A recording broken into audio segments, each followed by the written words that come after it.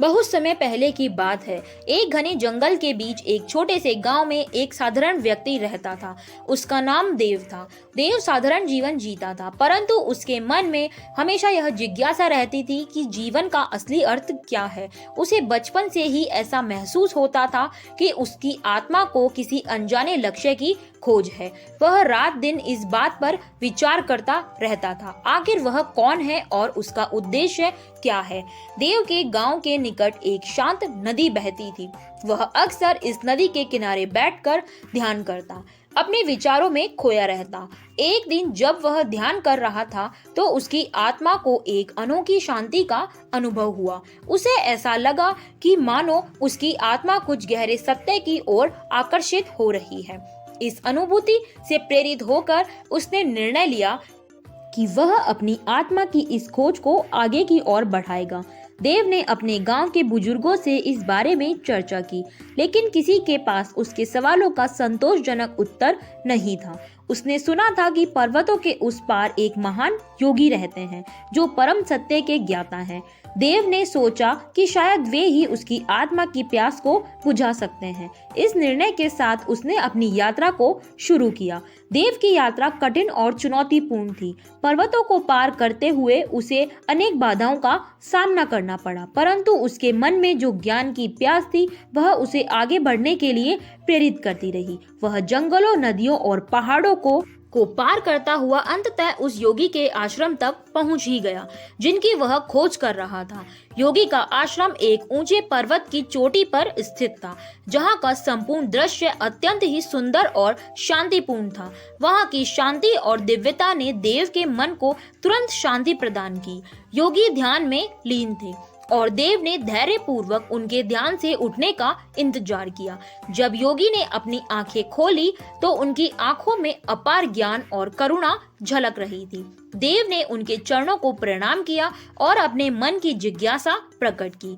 योगी ने उसे अपने पास बैठाया और कहा, वत्स, तुमने जो यात्रा की है वह बाहरी यात्रा है। अब तुम्हें अपनी आंतरिक यात्रा प्रारंभ करनी होगी। आत्मा और परमात्मा का मिलन बाहरी जगत में नहीं बल्कि भीतर की गहराइयों में होता है। योगी ने देव को ध्यान की गहरी विधियां सिखाई और कहा कि उसे अपनी आत्मा की आवाज सुननी होगी।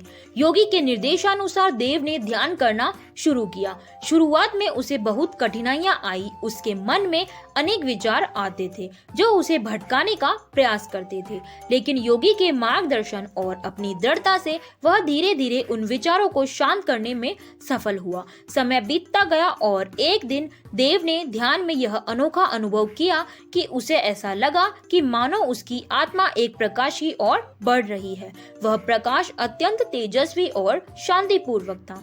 उस प्रकाश में उसे अनंत प्रेम और शांति का अनुभव हुआ। वह प्रेम इतना गहरा था कि उसकी आत्मा उस प्रेम में पूरी तरह से विलीन हो गई। देव ने उस समय समझा कि वह वही परमात्मा का प्रेम है जिसकी खोज में वह इतने समय से भटक रहा था। उसकी आत्मा और परमात्मा का मिलन हो गया था। इस मिलन में उसे अपने जीवन का असली अर्थ समझ में आया।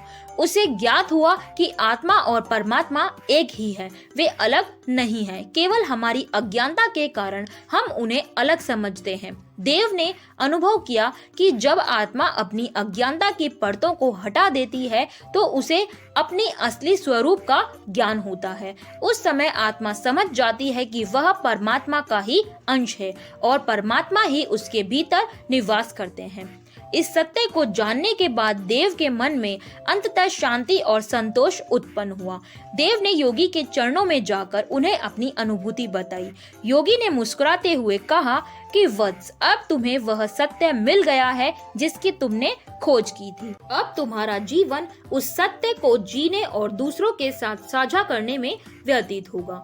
देव ने योगी के आशीर्वाद से अपने गांव लौटने का निर्णय किया। जब वह गांव वापस पहुंचा तो उसकी आंखों में वही दिव्यता और शांति झलक रही थी जो उसने योगी की आंखों में देखी थी। गांव के लोग उसकी बदली हुई अवस्था को देखकर अचंभित थे। उन्होंने देव से उसकी यात्रा के बारे में पूछा और उसने अपनी आत्मा और परमात्मा के मिलन की कहानी सुनाई। उसकी कथा सुनकर गांव के लोगों के मन में भी आत्मा की खोज के लिए प्रेरणा जागी। देव ने उन्हें ध्यान और साधना के मार्ग पर चलने का मार्गदर्शन दिया। इस प्रकार देव की आत्मा की यात्रा ने न केवल उसे परमात्मा से मिलवाया, बल्कि उसके पूरे गांव को भी उस मार्ग पर चलने के लिए प्रेरित किया। आत्मा और परमात्मा का यह मिलन एक प्रेम की अद्भुत कहानी है। यह कहानी हमें यह सिखाती है कि सच्ची शांति और प्रेम की खोज के लिए हमें अपने भीतर की यात्रा करनी होती है। जब हम अपनी आत्मा की गहराइयों में जाते हैं, तब हमें उस सत्य का अनुभव होता है और वही मिलन हमारे जीवन का अंतिम उद्देश्य बन जाता है। इस कथा का संदेश यही है कि आत्मा और परमात्मा का मिलन किसी बाहरी स्थान पर नहीं, बल्कि हमारे अपने भीतर ही होता है। जब हम अपनी आत्मा की गहराइयों में प्रवेश करते हैं, तो हमें परमात्मा के प्रेम और शांति का अनुभव होता है। यही वह अंतिम सत्य है जिसे जानने के बाद हमारी आत्मा को पूर्ण संतोष प्राप्त होता है।